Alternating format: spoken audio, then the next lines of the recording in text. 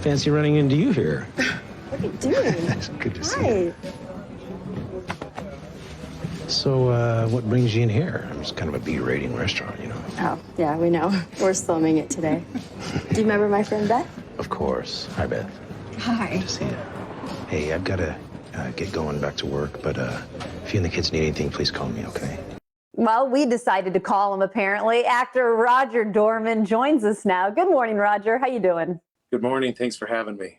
We're so glad that you're joining us today. I think Labor Day, the perfect day to talk about a new film so people can maybe watch something and maybe also think inward a little bit, because this latest one we're talking about is called Karen, a term that we have heard. Some people use it a little more tongue-in-cheek than others. Explain why the name of the film really does, one, grab attention, and number two, set the stage.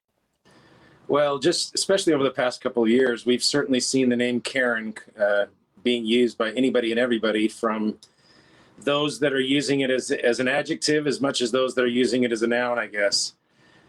Being that a typical Karen is someone who's incredibly aggressive, very outspoken, and will stop at nothing to get their way. And that brings me to, of course, the film called Karen, that, by the way, is coming out on BET in a few days, but already on video on demand. So, folks, you can go ahead and watch it here on your day off. But it's a satirical racial justice thriller. Now, that's a lot of adjectives kind of put into one to describe this. Explain what happens. Explain the storyline a little bit, if you will.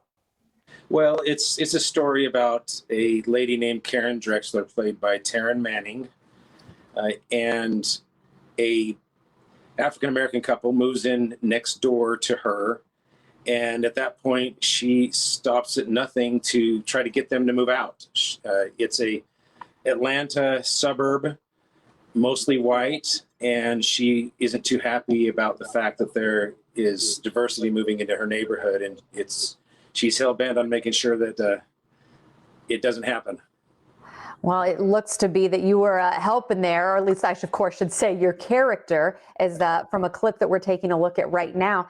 Here's what I think is really interesting. Acclaimed civil rights attorney Ben Crump, who, you know, many of us have heard of and been able to follow his work, especially over the last year and a half, 2 years now, served as an executive producer in this and even appears in the film, right? What was it like having him, who has dealt with some of these things in our real life in such a tumultuous time for many, and then to be able to portray somebody, you know, involved, of course, in your role in a film? He was extremely gracious, very professional, and you could feel his goodness. He's a very good man.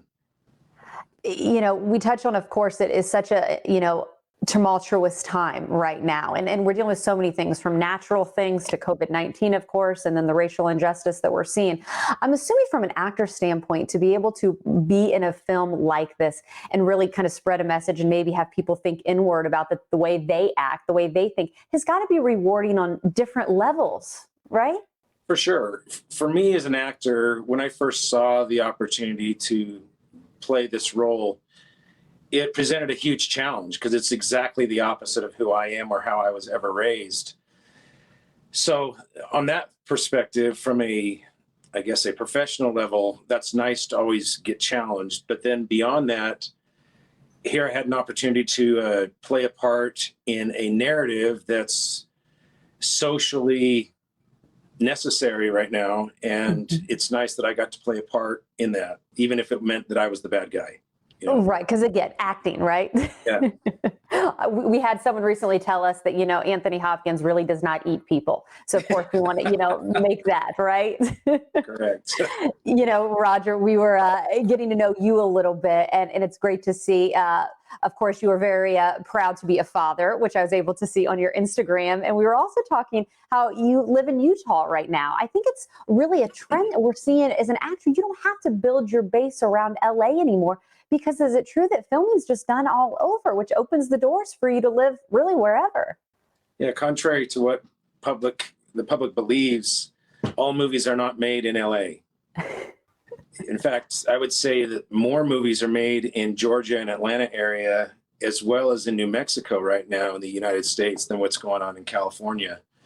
And a lot of that has to do with the acceptance by the state legislatures and their ability to open up funds and tax incentives for these production companies to come in and produce. So at the end of the day, it's a bottom line business, and those that are funding producing these movies want to make sure that they have a guarantee of at least some of their money back. And we've actually talked about that here in the Tampa Bay area, as our film commissioners around the area are trying to do more here to get films more in Florida, which I know you and I could continue to talk about. But I do want to give a shout out, since it is Labor Day, and maybe you go ahead, you watch Karen, you've still got some time. I want to bring up the indie film Wander that you were in, and also the one that you executive produced with Bruce Willis, Breach. Both those films are still available to stream, right? Correct. And again, what can people expect from both of those if they're kind of looking? Like, give us that quick version as we close here of what both of those are about, so people can check those out here on the day off.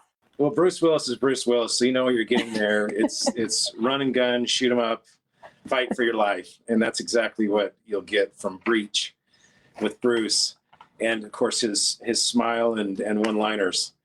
As far as Wander go, I had a great opportunity to work with Aaron Eckhart, Tommy Lee Jones, Catherine Winnick, Lagertha from Vikings, Raymond Cruz, Brendan Fair, Heather Graham. I mean, quite the list of actors that are very well known.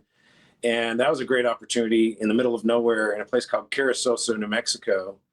And it's a story about this former FBI agent who suffered an extreme loss in his daughter dying in a car wreck with him, along with his wife being severely maimed. And he feels like it's conspiracy, like he was targeted. And over the course of the entire storyline, he is trying to prove himself and prove that he's right, even though everyone else thinks he's crazy. So it's very much a thriller, a drama. It has your head spinning. You almost need to watch it a couple times to pick up all the pieces. It's definitely one that it's a head scratcher for sure. Well, I'm just noticing the trend of thrillers that you are involved in, and that's one of the reasons that we're so excited to talk with you today. Thanks for being with us, Roger. It was great meeting you, and stay in touch, okay?